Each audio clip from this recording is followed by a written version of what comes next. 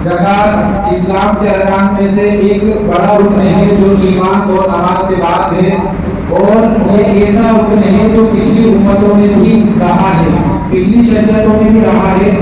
हज़रत मूसा अलैहिस्सलाम और क़ारून का वाक़या हमें किताबों में मिलता है जो ये बतलाता है कि ज़कात पिछली उम्मतों पर भी थी।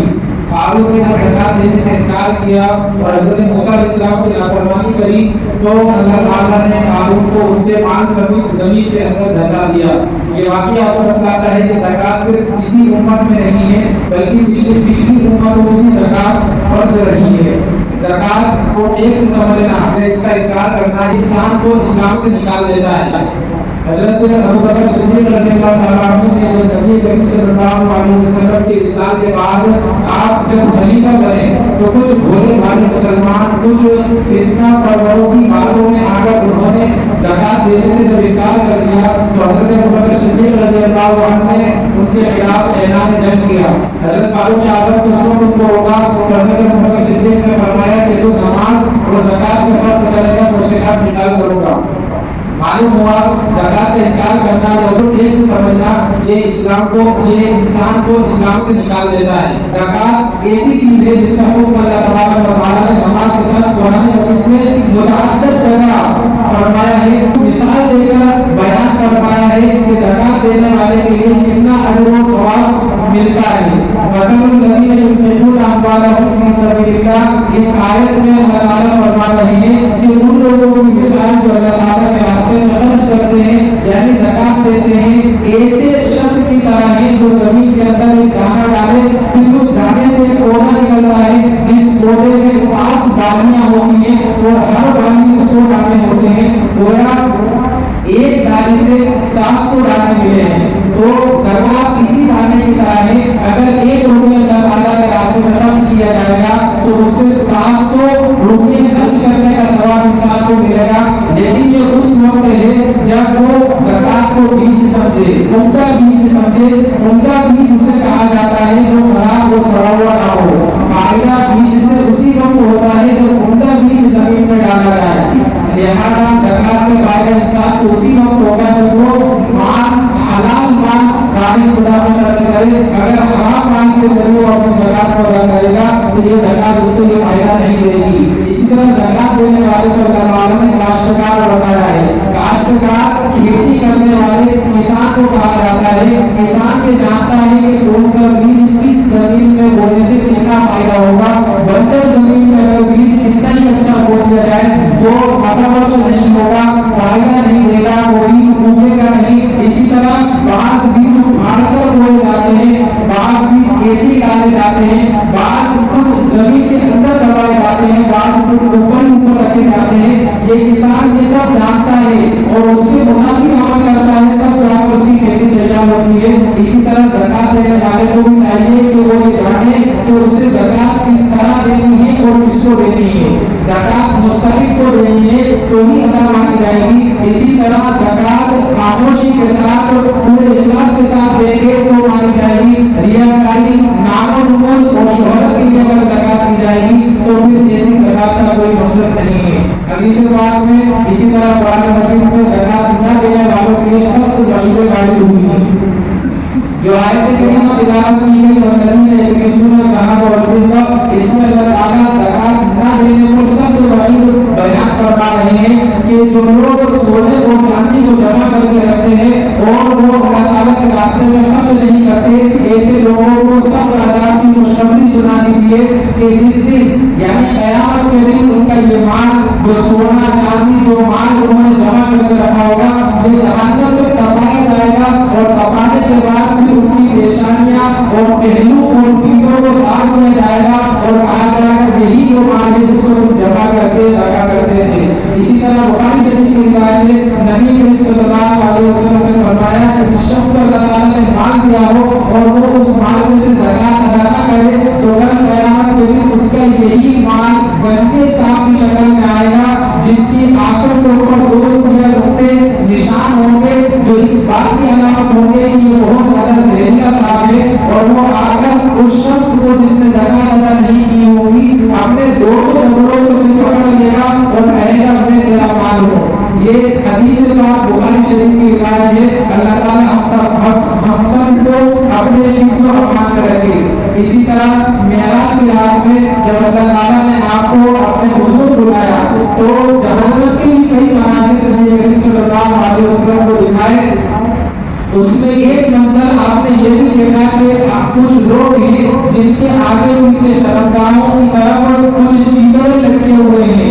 जैसे कपड़े होते हैं, अच्छे कपड़ों को कपड़े कहा जाता है और जो खराब कपड़े होते हैं उन्हें चीतड़े कहा जाता है। तो चीतड़े लटके हुए हैं और वो जहन्नम के अंदर ऊंट और बैलों की तरफ खा रहे हैं, जहन्नम के पत्थरों को खा रहे हैं, जहन्नम के कांटों को खा रहे हैं। नबी करीम सल्लल्लाहु अलैहि वसल्लम ने जिब्रील से पूछा ये कौन लोग हैं?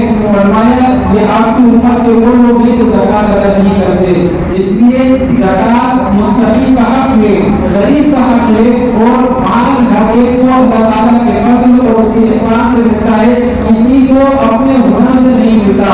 अगर इंसान को माल अपने उसके हुनर से मिल रहा होता तो आज कोई नुकसान नहीं होता, किसी दुकानदार वाले को नुकसान नहीं उठाना पड़ता, किसी किसान को नुकसान नहीं उठाना पड़ता। और कई दुकानदार ऐसे जो अपनी दुकानों पर दिन भर बैठे मक्खियां मारते रहते हैं, वो मक्खियां नहीं मार रहे होते अगर माल इंसान को अपने हुनर से मिल रहा होता। ये अल्लाह ताला के फज़ल और एहसान से मिलता है। इसी तरह इंसान जब ज़कात अदा करता है तो उसे अल्लाह ताला की खुशनुदी हासिल होती है, उसके माल में बरकत होती है। लेकिन जब इंसान ज़कात को रोक लेता है तो इसका नतीजा ये होता है कि बाज़ मर्तबा दुनियावी जिंदगी में भी अल्लाह ताला की तरफ से पकड़ होती है। सूरह कलम के अंदर नून और कलम वाली सूरत के अंदर अल्लाह ताला ने एक खेती वाले के वाक़ये को जिक्र किया है। गालिबन यमन का रहने वाला वो शख्स था, उसकी आदत ये थी, ये एक नेकसिफत इंसान था। इसकी आदत ये थी कि इसके पास अल्लाह ताला ने ज़मीन दी थी, उस ज़मीन में खेती भी हुआ करती थी और इसका बाग भी था। इसकी आदत ये थी कि जब खेती पक जाया करती और खेती काटने का टाइम आता तो उसको दराती से खेती को काटा जाता था। तो जब एक मरतबा दराती लगती थी तो जितने दराती के अंदर जितनी फसल आ जाए बस उसी को अपने लिए रखता था। जो दराती में आने से जो फसल रह गई उसको वो गरीबों के लिए छोड़ दिया करता था, वो काटने नहीं दिया करता था। इस तरह उसकी जायदाद का, उसके माल का एक बड़ा हिस्सा गरीबों के लिए जा रहा था। इसी तरह फल के अंदर उसकी आदत ये थी कि जब वो फल तोड़ाया करता था तो जो फल हाथ में आ गए बस वही उसके है, जो फल हाथ से नीचे गिर गए वो गरीबों के लिए।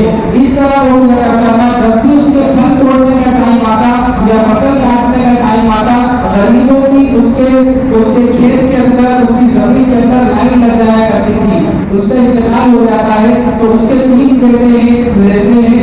वो ये देखते हैं कि हमारा बाप बड़ा बेवकूफ था कि हमारे माल का इतना बड़ा हिस्सा गरीबों को यूं ही दान कर दिया करता था, यूं ही दे दिया करता था। लिहाजा हमें चाहिए कि हम कुछ भी गरीब के लिए ना छोड़े। लिहाजा आइंदा कल हमारी जो फसल तैयार हो रही है हम बहुत जल्द अपने बाग के अंदर पहुंच जाएंगे और पूरी फसल को काट लेंगे और किसी गरीब को भी अपनी जमीन में आने नहीं देंगे।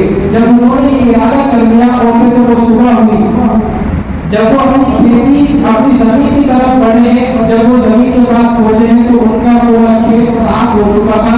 जिस तरह काटने के बाद खेती कट जाती है तो उसको जलाकर किस तरह साफ कर दिया जाता है, इस तरह उनकी पूरी जमीन साफ पड़ी हुई थी। जब उन्होंने अपनी जमीन को देखा तो उन्हें ऐसा लगा कि हम गलत जमीन में आ गए हैं। लेकिन जब उन्होंने कुछ अलामत, कुछ निशानियां देखी तो कहा ये तो हमारा ही बाग है। ये नतीजा था कि राहे खुदा में खर्च करने के इनकार का ये नतीजा था जो दुनिया ही के अंदर उनको सजा दी गई। लिहाजा हमें चाहिए कि अगर अल्लाह ताला ने हमें माल वाला बनाया है तो हम इस्लामी रुकन जो ज़कात है, जो सबसे ज्यादा अहम है, उसकी अदायगी की भरपूर कोशिश करें। अब ज़कात किस पर वाजिब होती है? ज़कात हर मुसलमान आकी बालिग पर फर्ज है जो निसाब का मालिक हो। निसाब 4 चीजें हैं, सोना, चांदी, नकद और इसी तरह बेचने वाला सामान। सोना 7.5 तोला सोना जिसके पास होगा उस पर ज़कात वाजिब होगी। लेकिन ये उस वक्त है जबकि सिर्फ और सिर्फ सोना किसी के पास हो, दूसरा कोई सामान किसी के पास ना हो। आज शायद ही मुश्किल ही कोई शख्स दुनिया के अंदर ऐसा होगा जिसके पास खाली सोना हो, चांदी बिल्कुल ना हो या नकद 1 रुपया भी उसके पास ना हो, ऐसा कोई भी शख्स नहीं होगा। दूसरे नंबर पर चांदी 52.5 तोला, और आज के दौर में मेयार चांदी ही पर ही है। 52.5 तोला चांदी जिसके पास होगी उस पर ज़कात वाजिब होगी। तीसरे नंबर पर नक़द कैश इतना हो जिससे 52.5 तोला चांदी खरीदी जा सकती हो। मुश्किल से आज के दौर में तकरीबन 40,000 रुपए की रकम की बनती है। 40,000 जिसके पास होंगे उस पर ज़कात वाजिब होगी। नक़द के अंदर ये बात याद रखिए कि नक़द अगर हमारे पास रखा है, चाहे वो जरूरत के लिए रखा हो या गैर जरूरत के लिए रखा हो, नक़द अगर हमारे पास मौजूद है तो उस पर ज़कात आएगी। बहुत सारे हज़रात पैसा जोड़कर रखते हैं हज के लिए, मकान बनाने के लिए, बच्चों की शादी करने के लिए। ये नक़द उन्हीं के पास होता है और वो कहते हैं कि ये माल जो पैसा हमारे पास है ये हमारी जरूरत के लिए। याद रखिए शरीयत ने अगर आपको माल दिया है तो उस पर ज़कात आएगी, आपको उन पैसों की ज़कात निकालनी होगी। इस तरह कोई बेचने का सामान अगर किसी के पास है और वो 40,000 के बराबर है तो उस पर भी ज़कात वाजिब होगी। ज़कात के वाजिब होने के लिए साल का होना जरूरी है। ये खूब समझ लें कि ज़कात जब वाजिब होगी, इंसान के पास जब भी इन चारों में से कोई एक या दो या चारों मिलाकर 40,000 की रकम अगर किसी के पास बन जाएगी तो उसे सबसे पहले ये काम करना है कि उस तारीख को नोट कर ले कि 12 रबीउल अव्वल के दिन ये चारों चीजें मेरे पास आई है और मैं निसाब का मालिक बना हूँ, या एक चीज आई है और मैं निसाब का मालिक बना हूँ। अब उसे आइंदा साल देखना है, बीच में क्या आ रहा है, क्या जा रहा है, कितना कम हो रहा है, कुछ नहीं देखना, बल्कि आइंदा साल जो 12 रबीउल अव्वल आएगी उसमें देखना है कि वो निसाब का मालिक है या नहीं। यानी 40,000 की मालियत अभी भी उसके पास ये रही, अगर है तो अब इस पर इसके माल पर ज़कात वाजिब होगी। अब उसे ये देखना है कि अब आज की तारीख में मेरे पास कितना माल है, चारों चीजें कितनी है, कुछ बढ़ती नहीं लगी, उन तमाम को जोड़ने के बाद 2.5% ज़कात निकालनी है। अब ज़कात आप जिसको दे रहे हैं उसके पास 5 चीजें आपको देखनी होंगी। 4 चीजें तो यही कि उसके पास सोना ना हो, उसके पास चांदी ना हो, उसके पास कैश ना हो और कोई भी बेचने का सामान उसके पास ना हो। इसके साथ एक चीज और देखी जाएगी कि जरूरत से ज्यादा कोई सामान उसके पास ना हो जिसको आप ज़कात दे रहे हैं। जरूरत से ज्यादा सामान का मतलब ये है कि साल भर वो चीज यूज में ना आए। मसलन एक शख्स है जिसके पास सोना भी नहीं है, चांदी भी नहीं है, नकद भी नहीं है, कोई बेचने का सामान भी नहीं है, लेकिन एक प्लाट उसके पास रखा है जो उसने अपने आड़े वक्त के लिए खरीद रखा है, तो ये प्लाट ऐसा है जो बेचने के लिए नहीं है, लिहाजा इसको ज़कात तो नहीं आएगी, लेकिन हम उनको ज़कात भी नहीं दे सकते क्योंकि वो जरूरत से ज्यादा सामान के पास मौजूद है। बात लोग शादी के लिए माएँ बहनें सोना जोड़ कर रखती है अपने बच्चों के लिए कि जब ये शादी होगी तो ये सोना उनके दहेज में या महर में जो भी उस वक्त जरूरत होगी उस वक्त ये जरूरत पूरी की जाएगी। और भी वो ज़कात मांग रहे होते हैं, इनको भी हम ज़कात नहीं दे सकते, इसलिए कि सोना जो हमने रखा है आड़े वक्त के लिए रखा है, तो यही आड़ा वक्त है। और किस आड़े वक्त का इंतजार कर रहे हैं कि हम मोहताज हो गए दूसरे के सामने हाथ फैला रहे हैं, अब और किस आड़े वक्त का इंतजार करेंगे, इनको भी हम ज़कात नहीं दे सकते। लिहाजा जरूरत है कि हम अगर अल्लाह ताला ने हमें ज़कात देने वाला बनाया तो हम ज़कात निकालें और जो हम जिसको ज़कात दे रहे हैं ये 5 चीजें उसके अंदर देख लें। देखने में हमें बिल्कुल तहकीक का पाबंद शरीयत ने हमें नहीं बनाया है कि बिल्कुल हम अंदर घुस के तहकीक करें कि सामने वाले के पास ये 4 चीजें या 5 चीजें है या नहीं है। बस ऐसे ही ऊपर से पूछ ले, एक अंदाजा लगा ले, एक आइडिया ले ले, जाकर उनसे पूछ ले कि कुछ सोना वोना रखा हो तो बता दो, कीमत अच्छी आ रही है अभी निकलवा देंगे, इस तरह का आइडिया ले ले। कोई जमीन वगैरह अगर हो तो बता दो, रेट अच्छे आ रहे हैं, हम अच्छे को दिलवा देंगे। सामने वाला बता देगा कि मेरे पास कोई माल नहीं है, इससे अंदाजा हो जाएगा, आप अपनी ज़कात को उसे दे सकते हैं। ज़कात देने के बाद अगर आपको पता चला कि हमारे साथ धोखा हुआ है, वो मालदार था जिसको हमने ज़कात दी है, तो अब आपकी ज़कात अदा हो गई। शरीयत ने आपको बिल्कुल तहकीक में जाने का हुक्म और पाबंद नहीं बनाया है, बल्कि जितनी हमारी जरूरत थी तहकीक की हमने वो कर ली।